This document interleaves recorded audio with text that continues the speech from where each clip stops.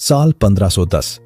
कड़कड़ाती ठंड में एक 27 साल का नौजवान सन्यासी फटे हुए जूते पहने कड़ाके की बर्फबारी के बीच हफ्तों पैदल चलकर दुनिया के सबसे पवित्र और आलीशान शहर के मुहाने पर खड़ा था।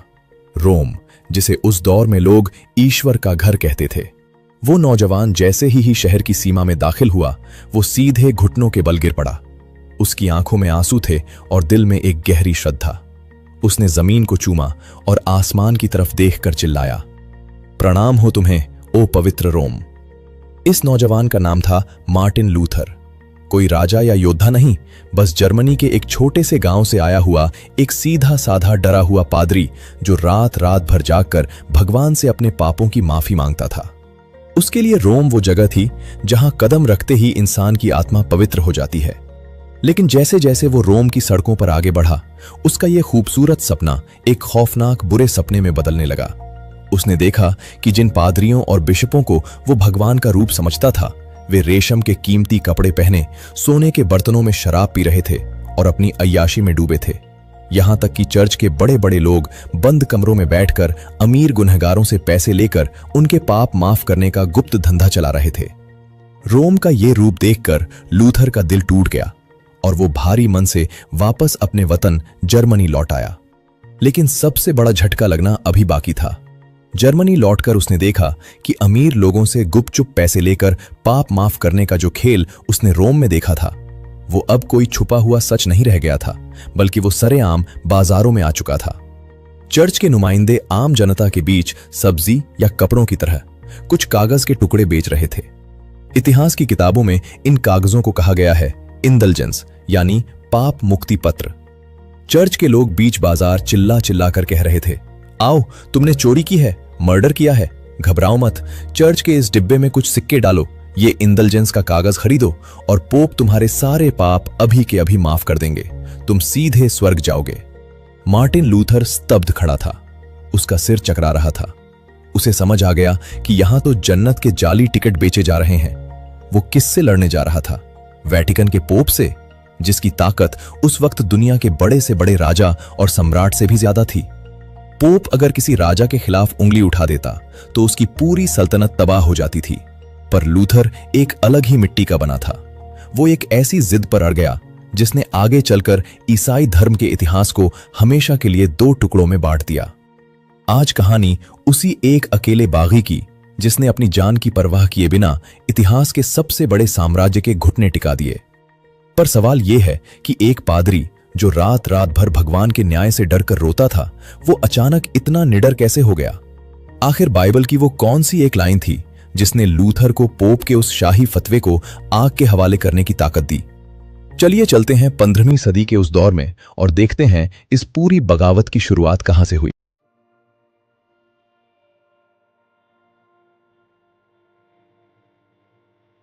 मार्टिन लूथर का जन्म 1483 में जर्मनी के एक बहुत ही सख्त परिवार में हुआ था। उसके पिता एक खदान के मजदूर थे, जिन्होंने दिन रात खून पसीना बहाकर थोड़ा पैसा कमाया था। उनके पिता का एक ही सपना था, उनका बेटा एक बहुत बड़ा वकील बने, समाज में इज्जत कमाए और खूब पैसा बनाए। लूथर अपने पिता से बहुत डरता था, इसलिए उसने अपनी इच्छा न होते हुए भी कानून की पढ़ाई शुरू कर दी। लेकिन लूथर का मन कभी वकालत में नहीं लगा। उसे हर वक्त एक ही डर सताता था, मौत का डर, और मौत के बाद भगवान के न्याय का डर। वो सोचता था कि अगर मैं आज मर गया तो क्या ईश्वर मुझे मेरे पापों के लिए नरक की आग में झोंक देगा? और फिर साल 1505 की एक खौफनाक दोपहर ने उसकी पूरी जिंदगी का रुख बदल दिया। लूथर यूनिवर्सिटी से अपने घर लौट रहा था। अचानक मौसम बदल गया। आसमान में काले घने बादल छा गए और एक भयंकर तूफान शुरू हो गया। बिजली इतनी जोर से कड़की कि लूथर के ठीक बगल में लगा एक पेड़ जलकर राख हो गया। हवा के थपेड़ों से लूथर कीचड़ में गिर पड़ा। मौत बिल्कुल उसकी आंखों के सामने खड़ी थी। उस भयंकर डर में लूथर जमीन पर रेंगते हुए चिल्लाया, हे सेंट एन, मुझे बचा लो। अगर मैं आज जिंदा बच गया तो मैं वकालत छोड़ दूंगा और एक सन्यासी बन जाऊंगा। ईसाई मान्यताओं के मुताबिक ये सेंट एन ईसा मसीह की सगी नानी थी, यानी मदर मैरी की मां। उस दौर के लोग, खासकर माइनिंग का काम करने वाले मजदूर, इन्हें संकट के समय बचाने वाली अपनी रक्षक देवी मानते थे। चूंकि लूथर के पिता खुद एक खदान मजदूर थे, तो लूथर ने बचपन से ही अपने घर में सेंट एन का नाम सुना था, इसीलिए मौत को सामने देख उसके मुंह से सबसे पहले उन्हीं का नाम निकला। और हुआ भी यही। तूफान धीरे धीरे थम गया और लूथर की जान बच गई। अपने पिता के गुस्से और समाज के तानों की परवाह किए बिना वो सीधे एक शांत मठ की तरफ चल पड़ा। वहां पहुंचते ही उसने कानून की कीमती किताबें बेच दी और सन्यासियों के फटे पुराने कपड़े ओढ़ लिए। लेकिन इस नए सफर की शुरुआत एक अनोखी परंपरा से हुई। जैसे हमारे यहां सन्यास लेते वक्त मुंडन करवाया जाता है, ठीक वैसे ही वहां भी सदियों पुरानी एक परंपरा थी जिसे टॉन्सुर कहा जाता था। बालों को सांसारिक खूबसूरती और घमंड का प्रतीक माना जाता था, इसलिए सन्यासी बनने से पहले उन्हें हटाना जरूरी था। मठ की धुंधली रोशनी में लूथर का सिर मुंडवाया गया, लेकिन एक अलग अंदाज में। सिर के बीच का हिस्सा गोल साफ कर दिया गया और किनारों पर बालों का एक घेरा छोड़ दिया गया जो ईसा मसीह के कांटों वाले ताज की याद दिलाता था। सिर का यह बदला हुआ रूप इस बात का ऐलान था कि यह नौजवान अब इस दुनिया के लिए मर चुका है और पूरी तरह ईश्वर को समर्पित है। और फिर उस शांत मठ की दीवारों के पीछे लूथर ने खुद को तपाना शुरू किया। वो अपने पापों का प्रायश्चित करने के लिए हफ्तों तक व्रत रखता, बिना कंबल के बर्फीली जमीन पर सोता और पादरियों के सामने घंटों रो रो कर अपने छोटे से छोटे पाप कबूल करता। यहां तक कि मठ के बाकी सन्यासी उससे परेशान हो गए थे। वे कहते थे, मार्टिन, जाकर कोई ढंग का पाप करो। तुम रोज हमारे पास आते हो और कहते हो कि मैंने आज थोड़ा सा ज्यादा खाना खा लिया या मेरे मन में एक बुरा विचार आया। लूथर को लगता था कि वो चाहे कुछ भी कर ले, वो ईश्वर की नजरों में कभी परफेक्ट नहीं हो पाएगा। लेकिन तभी उसने बाइबल को गहराई से पढ़ना शुरू किया। उस दौर में बाइबल आम लोगों की भाषा में नहीं होती थी, वो लातिन भाषा में होती थी, जिसे सिर्फ चर्च के गिने चुने पढ़े लिखे लोग ही समझ सकते थे। बाइबल पढ़ते पढ़ते लूथर के हाथ सेंट पॉल का एक खत लगा। सेंट पॉल, इन्हें ईसा मसीह के बाद ईसाई धर्म का सबसे बड़ा और सबसे महत्वपूर्ण इंसान माना जाता है। शुरुआत में ये ईसाई धर्म के कड़े विरोधी थे, लेकिन एक चमत्कारी घटना के बाद इनका दिल ऐसा बदला कि इन्होंने दुनिया भर में घूम घूम कर इस धर्म को फैलाया। तो उन्हीं सेंट पॉल का एक खत जब लूथर के हाथ लगा तो उसमें एक ऐसी लाइन लिखी थी जिसने लूथर के दिमाग के सारे कपाट खोल दिए। उसमें लिखा था, इंसान को मुक्ति उसके कर्मों या चर्च को दिए पैसों से नहीं, बल्कि सिर्फ और सिर्फ ईश्वर पर उसके भरोसे से मिलती है। इस एक लाइन ने लूथर के दिमाग के सारे कपाट खोल दिए। उसे समझ आ गया कि जिस भगवान से वो डर रहा था वो कोई क्रूर जज नहीं है जो पैसों का भूखा हो। मुक्ति तो मुफ्त है, वो तो विश्वास से मिलती है। और इसी समझ के साथ जब वो रोम गया और उसने वहां जन्नत के जाली टिकटों का धंधा देखा तो उसका खून खौल उठा। रोम से वापस लौटकर लूथर अब चुप रहने वाला नहीं था। वो जान चुका था कि पोप और उसके गुर्गे आम जनता की अज्ञानता का फायदा उठा रहे हैं, क्योंकि जनता खुद बाइबल नहीं पढ़ सकती। 31 अक्टूबर 1517 यह वो तारीख है जिसने पूरे ईसाई जगत की किस्मत और उसकी सोच का रुख बदल दिया। जर्मनी के विटनबर्ग शहर के एक मुख्य चर्च के सामने अचानक लोगों की भीड़ जमा होने लगी। सुबह सुबह मार्टिन लूथर उस चर्च के भारी भरकम लकड़ी के दरवाजे के पास पहुंचा। उसके एक हाथ में कागज का एक लंबा पुलिंदा था और दूसरे हाथ में एक हथौड़ा और कुछ कीलें। उसने पूरे गुस्से और जोर के साथ उस हथौड़े से कील ठोकते हुए उस कागज को चर्च के दरवाजे पर टांग दिया। उस कागज पर लातिन भाषा में 95 बातें लिखी थीं, जिन्हें इतिहास में 95 थीसिस कहा जाता है। ये 95 बातें क्या थीं? ये असल में पोप और चर्च के पाखंड पर किए गए 95 सीधे और तीखे हमले थे। लूथर ने लिखा था, अगर पोप के पास सचमुच इतनी ताकत है कि वो पैसों के बदले किसी की आत्मा को नरक से निकाल सकता है, तो वो अपनी मर्जी से बिना पैसे लिए सबको नरक से आजाद क्यों नहीं कर देता? क्या उसका दिल इतना छोटा है? अगर पोप इतना अमीर है कि उसका महल सोने से बना है, तो वो एक गरीब ईसाई के पैसों से वेटिकन का नया चर्च क्यों बनवा रहा है? वो अपने पैसों से क्यों नहीं बनवाता? ये बातें कोई मामूली बातें नहीं थीं। ये उस वक्त के सबसे बड़े भगवान के खिलाफ सीधा विद्रोह था। लूथर का इरादा कोई नया धर्म शुरू करने का नहीं था, वो तो बस चर्च के अंदर बहस करना चाहता था।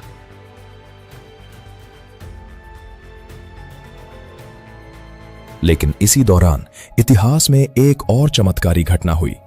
ठीक उसी समय योहान गुटेनबर्ग के प्रिंटिंग प्रेस छापे खाने का आविष्कार हो चुका था। किसी ने लूथर के उस पर्चे को उठाया उसका जर्मन भाषा में अनुवाद किया और प्रिंटिंग प्रेस की मदद से उसकी हजारों कॉपियां पूरे जर्मनी और यूरोप में बांट दी।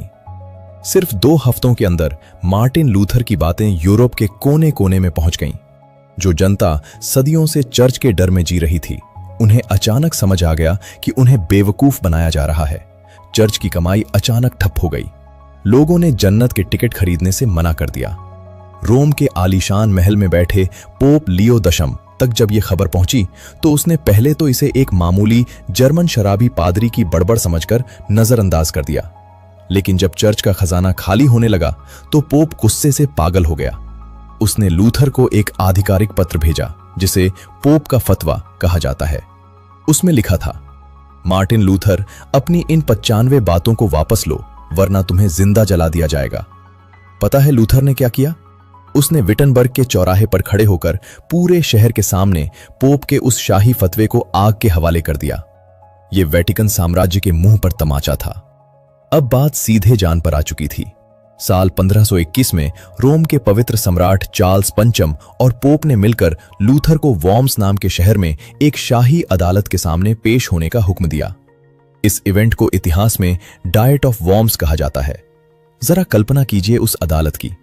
एक तरफ दुनिया का सबसे ताकतवर सम्राट सोने के सिंहासन पर बैठा है, उसके अगल बगल बख्तरबंद सैनिक खड़े हैं और लाल कपड़ों में सजे चर्च के जज बैठे हैं, और दूसरी तरफ उनके ठीक बीच में खड़ा है फटे हुए कपड़ों में वो अकेला लाचार पादरी मार्टिन लूथर।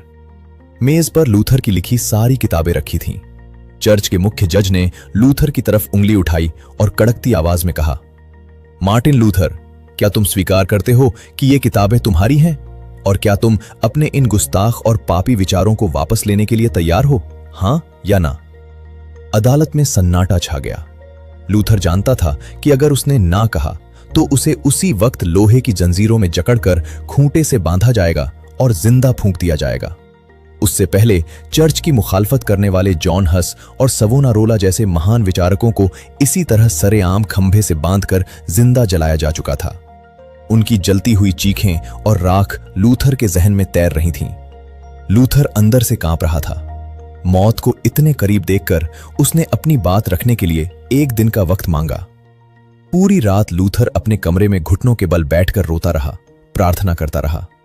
वो अपनी जिंदगी और अपने सच के बीच झूल रहा था। अगले दिन वो फिर उसी खचाखच भरी अदालत में खड़ा हुआ। सम्राट ने दोबारा वही सवाल पूछा। लूथर ने गहरी सांस ली, अपनी आंखें बंद की, और जब आंखें खोली तो उसका डर गायब हो चुका था। उसने सम्राट और जजों की आंखों में आंखें डालकर कहा, चूंकि आपका महामहिम और पोप मुझसे एक सीधा जवाब चाहते हैं तो मेरा जवाब सुनिए। जब तक मुझे बाइबल के सबूतों से या सीधे तर्क से गलत साबित नहीं किया जाता, मैं अपनी एक भी बात वापस नहीं ले सकता और ना ही लूंगा, क्योंकि मेरे विवेक को ईश्वर के शब्दों ने जकड़ रखा है। अपने विवेक के खिलाफ जाना न तो सुरक्षित है और ना ही सही। मैं यहां खड़ा हूं, मैं इससे अलग कुछ नहीं कर सकता। ईश्वर मेरी मदद करे, आमीन। यह इतिहास के सबसे साहसी बयानों में से एक था। एक अकेले इंसान ने पूरी दुनिया की सबसे बड़ी ताकत के सामने झुकने से मना कर दिया था। सम्राट गुस्से से लाल हो गया। उसने लूथर को आउटलॉ यानी कानून से बाहर घोषित कर दिया। इसका मतलब था कि अब पूरे साम्राज्य में कोई भी इंसान मार्टिन लूथर को जान से मार सकता था, और ऐसा करने वाले को कोई सजा नहीं मिलती बल्कि उसे इनाम मिलता। अदालत से निकलते ही लूथर के दोस्तों ने भांप लिया कि लूथर की जान खतरे में है।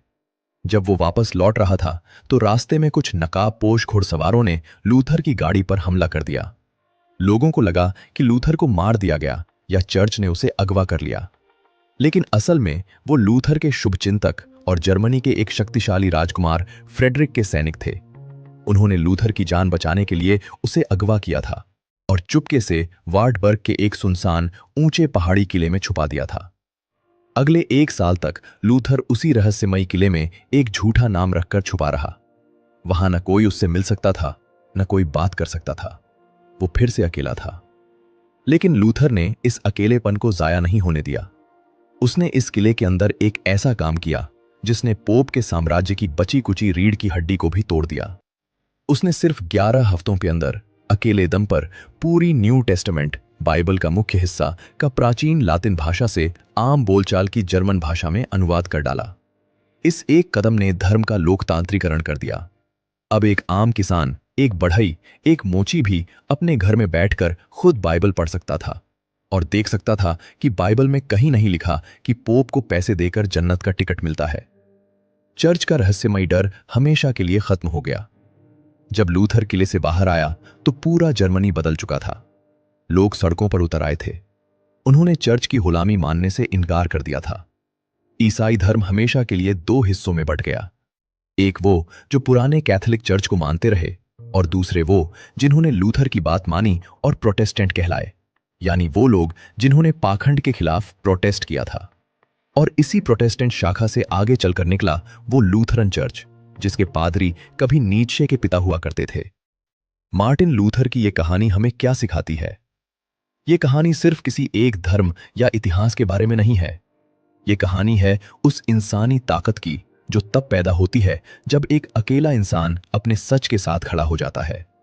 सोचिए, अगर उस दिन अदालत में लूथर डर जाता, अगर वो अपने विवेक को मारकर पोप के सामने घुटने टेक देता, तो शायद इतिहास आज कुछ और होता।